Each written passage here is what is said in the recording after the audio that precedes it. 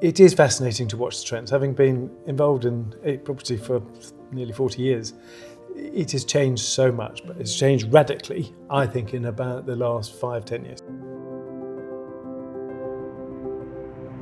Hello, I'm Jonathan Hewlett, Chairman of Savills Private Office.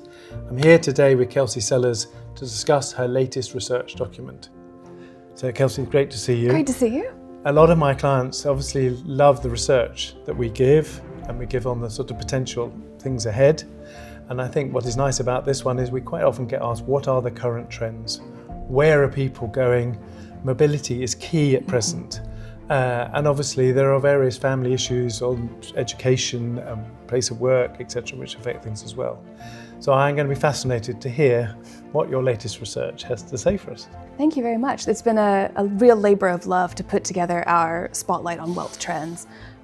We include just under 100 locations in our analysis, and we're looking at where the hotspots are in the world for our sort of high net worth and ultra high net worth clients. And we sort of compare these locations against each other based on their business environment, their family environment, their sort of legacy environment. So how easy is it to pass on your estate to your children, the lifestyle that can be found in each location, as well as the sort of security and privacy that can be found in each location. So this is the first time that we've really done a true sort of spotlight on wealth trends, both sort of looking at a point in time, but also sort of anticipating where we see people are going to choose to locate over the coming sort of months and years. And what we have seen is that, the legacy financial centers, your main sort of mega cities, so your Londons, your New Yorks, your Singapores and your Hong Kongs, they all still matter. But what's been really interesting is the emergence of sort of secondary, primary residences where people are sort of basing themselves in different jurisdictions at different points of the year. So you see the increasing prominence of, ski property for the winter months. You see people basing themselves in the sort of the sunny destinations during the summer, but also as you mentioned earlier, the emphasis on education, where people are choosing to send their children to school, whether it's, in a location where the entire family is based, or whether the children are living in a specific jurisdiction. All of that is incredibly important, but it's that mobility story and where people are sort of going. And has anything stood out in your looking at the trends? You go, oh, I didn't realize that was the case, or that was happening, or? I think it's the very interesting blend of both push and pull factors to bring people to different locations. We mentioned tax, but we talk about lifestyle. We talk about the clustering of other high net worth individuals, so you get that sort of amplification effect.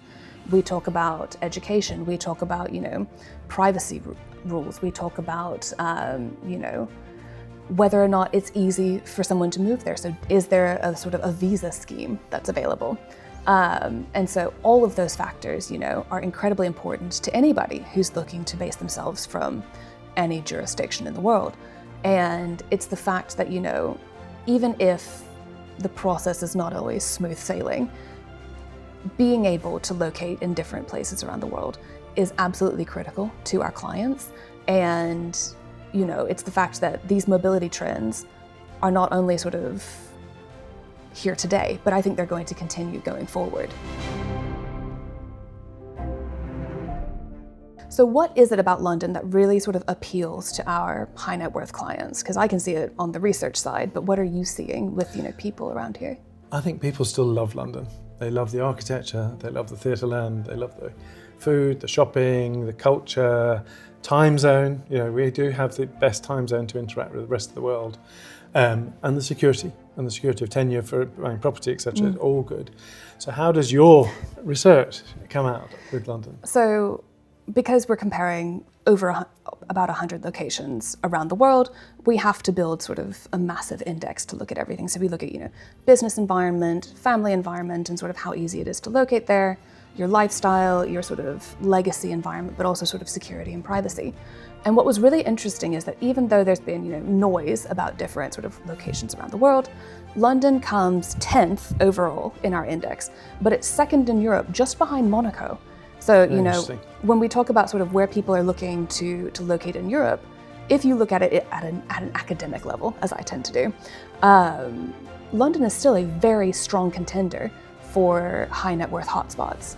No, I mean, and we see it. I mean, I think we've seen a number of people consider moving to different locations.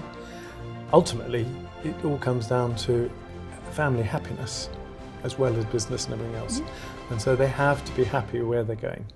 And not all the countries that they look at give them what they want and have the lifestyle and everything they want to have on a day-to-day basis. Exactly, and that sort of, that connectivity element. So, if I have property here in London, but I have property in, say, in Monaco, in Dubai, in the Caribbean, in Singapore, the ability to get from point A to point B is incredibly important, but also to be able to run my sort of life from any of these jurisdictions is absolutely critical to our clients. Our top 5 high net worth hotspots in the index are New York, Dubai, Singapore, Hong Kong, and Los Angeles.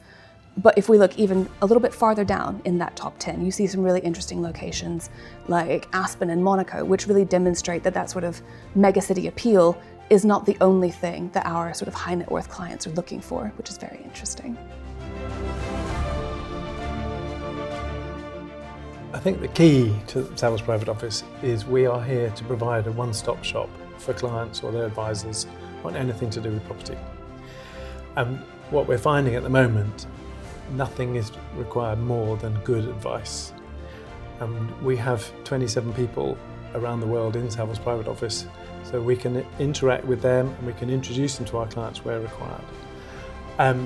There also at the moment, there's a very strong requirement for trends in the markets and what's going on in the world and what's happening, which is where you come in and where you have this report, I think, is going to be key to them.